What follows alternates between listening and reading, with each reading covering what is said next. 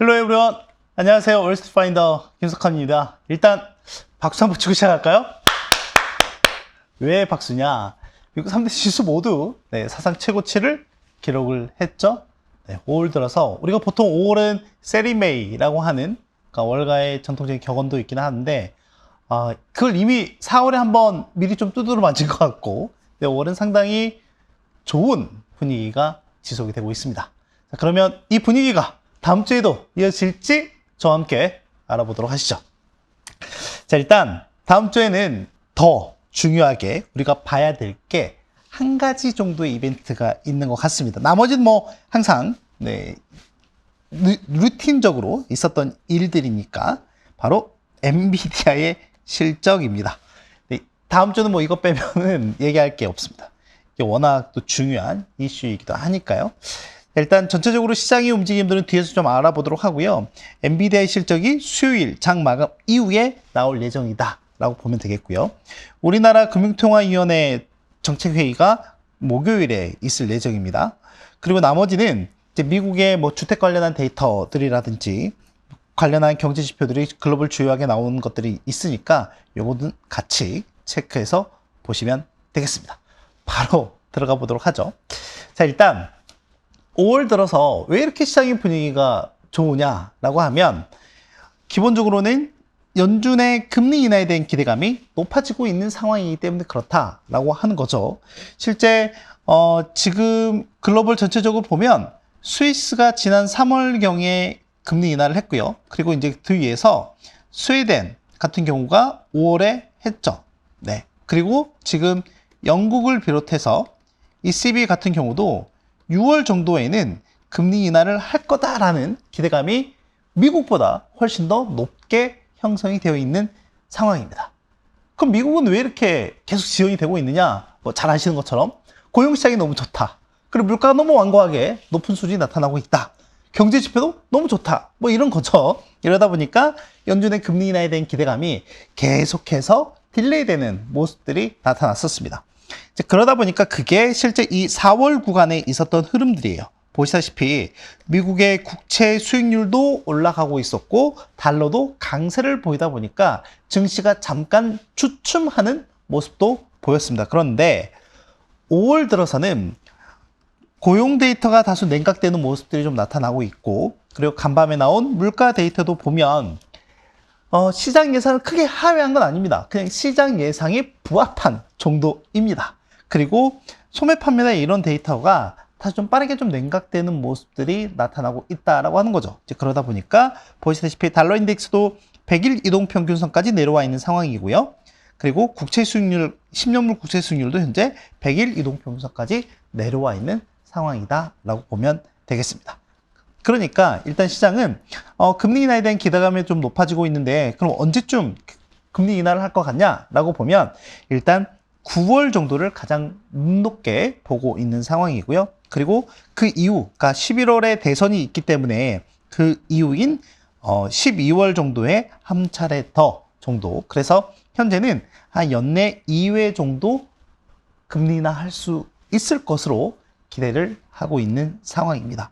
그런데 잘 아시는 것처럼 이제 어제 그 소비자 물가 지수를 우리가 한번 보면 CPI 같은 경우가 이제 제가 그 헤드라인이 있고, 그 다음에 식품과 에너지 가격을 제외한 근원 콜 CPI가 있는데, 지금 헤드라인 CPI 같은 경우는 3.4%고요. 그리고 코어 CPI 같은 경우는 3.6%이거든요. 이제 이 수치가 지난달에 3.5%였고 이 수치가 3.8%였다라고 하는 거죠. 자, 그런데 여러분 보시면 아시겠지만 이 3%대 물가가 지난 4월까지 포함을 하면 무려 37개월 연속이에요. 37개월 동안 계속 3%대의 물가를 기록하고 있다라고 하는 거죠. 그리고 여기에다가 더 한 가지 더 붙여보면 여기에 주거비를 제외한 슈퍼코어 인플레 같은 경우는 지금 어떠냐면 전년 대비로 따져보면 이게 4.9%를 기록했어요. 지난달에 몇 퍼센트였는데요? 4.8%였어요. 그러니까 주거를 제외한 비주거 서비스 플랜은 여전히 스티키한 모습을 보이고 있다라고 하는 거고, 이게 실제로는 물가 경로에 대한 불확실성을 높이고 있는 요인 중에 하나이다 라고 보면 되겠습니다. 그래서 지금은 시장이 시장 예상에 부합한 정도의 물가에 격하게 좀 반응한 격이 저는 있다라고 좀 보고 있는 상황이긴 하거든요. 그래서 앞으로의 움직임에 좀 더 면밀하게 살펴봐야 할 필요가 있지 않나라고 생각이 됩니다. 자, 그러면 우리가 다른 부분들 좀 봐야 될 것 같아요. 저희가 이제 수요일에 그 휴장이었기 때문에 미국에서 나온 데이터를 한번 업데이트해 볼 필요가 있는데, 뉴욕연은에서 매 분기마다 미국 가계가 가지고 있는 부채에 대한 내용을 업데이트를 합니다. 자, 그런데 거기서 이제 중요한 게 뭐냐면, 미국 가계부채, 정부 부채도 사상 최고인데 가계부채도 사상 최고 수준입니다. 거의 한 18조 달러 정도 된다라고 보면 될 것 같고요. 주거 그리고 비주거 부채를 포함을 해서, 물론 주거 부채가 거의 한 70% 정도 된다라고 보면 되겠습니다. 자, 그런데 비주거 부채, 즉 소비자 신용 부채 중에서 크게 큰 비중을 차지하고 있는 게 자동차, 신용카드, 학자금입니다. 그런데 팬데믹 이후에 아주 가파르게 증가했던 게 바로 신용카드 대출이거든요. 근데 이게 이번 분기에는 소폭 줄어드는 모습을 좀 보였다라고 하는 거고, 아시는 것처럼 미국의 신용카드 대출 이자율은 무려 22%입니다. 이자율이 22%입니다. 만약에 내가 신용카드로 1,000만 원을 대출했다라고 하면 연 220만 원의 이자를 내야 한다라고 하는 거죠. 끔찍한 거죠.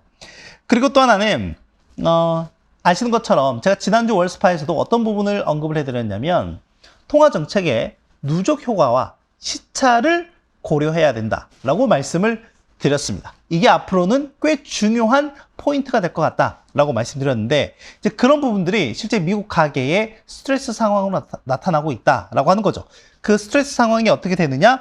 가계 입장에서는 연체율이 늘어나는 걸로 나타나고 있고요. 은행 입장에서는 상각률이 늘어나게 된다라고 지난주에 말씀을 좀 드렸던 것 같은데, 이걸 한번 살펴보면 방금 말씀드렸던 것처럼 팬데믹 이후에 가장 빨리 증가한 게 신용카드 대출이라고 했는데, 그 신용카드 대출의 연체율, 지금 최소 3개월 이상 원금이든 이자든 내지 못한 비율이 최근 들어서 빠르게 늘어나고 있다라고 하는 거죠. 다른 어떤 항목보다 가장 가파르게 올라가고 있는 모습을 보이고 있습니다. 그리고 중요한 거는 젊은 층 위주, 그러니까 39세 미만의 젊은 층에서의 연체율이 가파르게 증가하고 있는 모습을 보이고 있다라고 하는 겁니다. 그래서 신용카드와 자동차에 대한 대출의 연체율이 좀 빠르게 늘어나고 있는 모습을 보이고 있는 상황이다라고 하는 거죠. 어떻게 보면 이런 것도 앞서 미국의 4월 소매 판매가 좀 부진한 모습을 보였다라고 했는데, 이 소비를 줄이는 요인이 된다라고 하는 거고요. 근데 더 중요한 거는 결국에 이제 미국 GDP의 약 70% 정도가 결국에 이제 소비이기 때문에, 만약에 이 소비가 부진한 모습을 나타내게 된다라고 하면 GDP 성장률도 덩달아서 감소 또는 둔화될 가능성이 높다라고 하는 거죠. 그런데 간밤에 데이터를 새롭게 업데이트한 미국의 2분기 경제 성장률 추정치는 기존의 4.2%에서 3.8%로 얼마 떨어지지는 않았다 정도로 보면 되겠습니다. 자, 그리고 미국의 지금 상황이 어떠냐? 증시가 사상 최고치를 기록했다라고 말씀을 드렸는데, 금융 여건은 상당히 좋은 모습을 보이고 있습니다. 자, 보시다시피 지금 블룸버그에서 나오고 있는 미국의 금융 여건 지수를 한번 살펴보면 거의 21년 팬데믹 당시 이때 이 고점까지 거의 와 있는 상황이다 라고 보면 될 것 같아요. 자, 그런데 지수는 이미 이전 고점을 이렇게 넘어서는 모습을 보이긴 했지만, 금융 여건은 상대적으로 그 고점을 벗어나지 못한 모습을 좀 보이고 있는 상황이긴 하죠. 왜 그러냐면, 한 가지 이제 제약적인 요건이 뭐냐면, 지금 5.5%에 달하는 금리 레벨이 있는 상황이기도 하죠. 근데 이런에도 불구하고 지금 증시가 사상 최고치를 기록하고 있다라고 하는 건 그만큼 시중의 유동성도 풍부하다라고 하는 것에 반증이겠죠. 지금 보시면 아시겠지만 실제 연준의 순유동성 관련한 데이터를 좀 살펴보면 최근 들어서는 상당히 플랫한 모습을 좀 보이고 있는 상황이다라고 보면 되겠습니다. 그런데 최근 들어서 이 증시와의 격차가 좀 더 벌어지고 있는, 즉 갭이 벌어지고 있는 상황이긴 하죠. 과거에는 상당히 동일한 방향성을 좀 보였었는데 현재 상황에서는 좀 갭이 벌어지다 보니 증시 밸류에 대한 부분이라든지 향후에 지속 가능한 상승세가 될지에 대한 부분에 대해서도 약간 시장에서는 일각에서는 물음표를 던지는 이슈들이 좀 많이 있는 상황이다 라고 보면 될 것 같습니다. 그래서 향후에 뭐 결국에는 지금 시점에서는 연준이 어쨌든 양적 완화 규모나 이런 부분도 6월부터 좀 줄이기로 했다라고 하는 내용도 어떻게 보면 긍정적으로 좀 작용할 수는 있을 것 같기는 합니다. 대신에 향후의 움직임에서 봤을 때 향후에 이 여건이 금융 여건이 지속적으로 완화되는지 여부도 제가 같이 한번 봐야 될 것 같아요. 자, 그럼 이제 다음 주에 나온 내용들 중에서 제가 좀 봐야 될 게 지난 5월 첫째 주에 미국 경제가 다소 좀 냉각되고 있다라고 하는 내용을 볼 수 있었던 게 미국 공급관리자협회에서 나오는 구매관리자 지수, 즉 제조업과 서비스업의 동반 둔화 움직임이었거든요. 그런데 이것과 관련한 데이터를 좀 볼 수 있는 게 S&P 글로벌에서 나오는 구매관리자 지수도 좀 체크를 해봐야 될 것 같습니다. 여러 번 말씀드렸지만 지금 미국 같은 경우는 둔화되는 모습을 좀 보이고 있고 반면에 유로존 같은 경우에는 개선되는 모습이 동반해서 나타나고 있다라고 말씀을 드렸고요. 이제 이런 요인들 때문에 달러가 약세가 되고 어떻게 보면 유로화가 강세가 되는 요인이 발생하고 있다라고 말씀드렸는데 지금 제조업단에서 보면 미국이나 유로존이나 동반해서 지난달에 모두 같이 둔화되는 모습을 좀 보이긴 했습니다. 근데 더 중요한 건 미국 같은 경우에는 ISM 데이터가 좀 더 시장에서 기민하게 받아들이는 경향이 있기 때문에 이 ISM 데이터도 동반해서 둔화되고 있는 모습에 시장은 좀 화들짝 놀란 부분이 없잖아 있었다라고 하는 거고요. 서비스업 같은 경우는 너무 확연하게 좀 달라지는 모습을 보이고 있어요. 유로존은 완벽하게 좀 개선이 되는 모습을 보이고 있는 반면에 미국 같은 경우에는 급격하게 둔화되는 모습을 좀 보이고 있어서 이게 글로벌 S&P에서 나오는 글로벌 PMI에도 그대로 반영이 되는지 한번 체크를 해봐야 될 것 같고요. 만약에 이제 그런 관점이다라고 하면은 다소 뭐 기관 투자자들 입장에서는 포트폴리오 상의 변화도 발생할 수도 있다라고 하는 거죠. 최근에 나온 이제 내용을 좀 여전히 보면 미국이 절대적인 비중을 차지하고 있지만 그 안에서 포트폴리오 교체 차원에서는 유로화에 대한 비중을 점진적으로 늘려나가고 있는 기관 투자자들도 있다라는 정도를 체크해서 보시면 되겠습니다. 자, 그리고 앞서 말씀드렸던 것처럼 다음 주는 뭐니 해도 엔비디아 실적이 매우 중요하다라고 하는 거죠. 22일 수요일에 장 마감 이후에 발표할 예정이다라고 보면 되겠고요. 지금 보시면 아시겠지만 매출액 예상치가 245억 달러예요. 그럼 이 수치가 얼마만큼 되는데? 라고 궁금해하실 분들이 있는데 지금 보이시나요? 2023년부터 최근 한 1년 동안에 엔비디아의 매출액 또는 주당 순이익이 전분기 대비 전년 대비 얼마만큼 증가했느냐 뭐 이런 내용을 담고 있는 건데 지금 보시면 아시겠지만 매출액 같은 경우가 이제 매출액 기준입니다. 매출액 같은 경우가 매 분기, 그러니까 작년 1분기부터 시작을 해서 현재까지 보면 거의 더블 사이즈로 늘었죠. 그러니까 2024년 회계연도 기준으로 보면 평균 한 70억 달러였거든요. 근데 이 70억 달러였던 게 뭐 100억 달러대까지 올라오더니 이직은 200억 달러대까지 올라오게 되는 거죠. 아주 가파른 성장세를 보였다라고 하는 거죠. 그런데 중요한 거는 이제 작년 연말 이후부터 보면 일단은 성장세 자체가 이제 조금씩 둔화되는 모습을 좀 보이고 있다라고 하는 거고 또 하나는 이제 UBS 같은 경우에도 어떤 부분에 대해서 얘기를 하고 있냐면 이런 빅5 또는 빅7 우리가 잘 알고 있는 매그니피센트 7 기업들의 향후 이익 모멘텀이 어떻게 된다? 둔화되는 부분에 대해서 유의할 필요가 있다라고 하는 경고를 이미 5월 초에 내놓은 바가 있다라고 하는 거고 제가 2주 전 월스파 자료에도 아마 이 내용이 있을 겁니다. 빅5의 이익 증가율 모멘텀이 1분기가 전년 대비 64%로 가장 높고 2분기, 3분기로 갈수록 점차 둔화되는 모습을 보인다라고 하는 내용이 있기 때문에 그런 부분들을 좀 체크해서 보시면 좋을 것 같고요. 이거는 전년 대비 증가율이에요. 절대적인 레벨을 의미하는 건 아닙니다. 말씀드렸던 것처럼 절대적인 레벨은 이미 이렇게 올라와 있습니다. 자, 그런데 중요한 건 이제 주가는 결론적으로는 선행해서 그 가격들은 이제 가치들을 반영하는 경향이 있기 때문에 그렇다라고 하는 거죠. 그리고 밸류에 대해서도 한번 볼 필요가 있을 것 같습니다.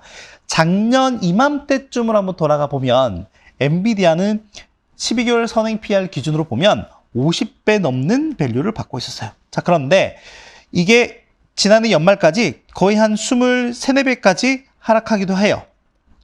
그 이유는 앞서 말씀드렸던 것처럼 이익이 매출이 이렇게 증가하면서 이익도 동반해서 쭉 성장을 했기 때문에 그렇다라고 하는 거죠. 그래서 매 분기 실적을 발표할 때마다 이렇게 밸류가 뚝뚝뚝 떨어지는 모습을 보였죠.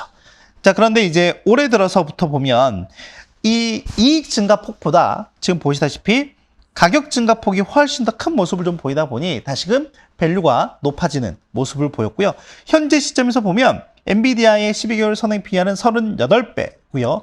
빅5는 매그니피센트 7 중에서 애플과 테슬라를 제외한 기업들입니다. 그러니까 뭐 마이크로소프트나 아마존이나 알파벳이나 메타 플랫폼즈 그리고 하나가 더 있는데 아무튼 이 기업들을 기준으로 봤을 때 29배 정도가 된다라고 하는 거고요. 여기에 애플과 테슬라 포함시키면 34배 정도가 된다라고 하는 거죠. 지금 S&P 500 기준으로 보면 S&P 500은 대략 21배 정도가 된다라고 보면 되겠습니다. 그랬을 때 보면 역시 이제 밸류에 대한 부담은 여전히 좀 있는 상황이다. 자, 그래서 이번엔 무엇을 확인해야 되느냐? 물론 지금 시장의 컨센서스를 얼마만큼 충족시켜 주는지도 중요하긴 하지만 앞으로의 전망, 즉 가이던스가 얼마만큼 나오는지가 꽤 중요할 것 같습니다. 만약에 그 가이던스가 시장 예상보다 더 높은 수준으로 나오게 된다고 하면 충분히 추가 상승에 대한 여력을 더 높게 나타낼 가능성이 있다라고 하는 거고요. 근데 이번 실적 시즌에서 저희가 좀 봤던 것처럼 기업들에 대한 기업들 실적에 대한 눈높이가 꽤 높아져 있는 상황이기도 합니다. 시장의 눈높이가. 그러다 보니까 거기서 약간만이라도 좀 하회하는 모습이 나오게 되면 주가가 꽤 큰 폭의 변동성을 보였다라고 하는 것도 알고 계셔야 될 것 같아요. 아시겠죠? 자, 그래서 이번 주는 간략하게 정리를 해보면 다음 주는 엔비디아 실적에 모든 이목이 쏠릴 겁니다. 모든 이목이 쏠릴 겁니다. 모든 이목이. 자, 그래서 지금까지 정리를 해보면 미국 증시의 주요 지수가 모두 역사적 신고가를 기록을 하고 있다라고 하는 것. 그리고 또 하나는 4월과 달리 5월 들어서 고용이나 물가 그리고 소비나 또는 제조업 또는 서비스업의 흐름들을 봤을 때 전체 경기가 좀 냉각이 되고 있다라고 하는 이걸로 인해서 연준의 금리 인하 기대감이 다시금 회복이 되고 있다. 또 높아지고 있다라고 하는 거죠. 그래서 다음 주에 이렇게 고점을 넘긴 상황에서 추가 상승의 지지를 확보하기 위해서는 엔비디아의 실적이 꽤 중요한 판가름이 될 수 있다라고 보시면 될 것 같고요. 그걸 우리는 22일 장마감 이후에 확인할 수가 있고요. 우리나라 시각으로는 목요일 새벽이 되겠습니다. 아시겠죠? 네. 이번 주 준비한 내용은 여기까지고요. 우리 다음 주에 정말 중요한 이벤트가 있으니까 주말 동안 잘 준비해서 다음 주에 뵙도록 하겠습니다. 안녕!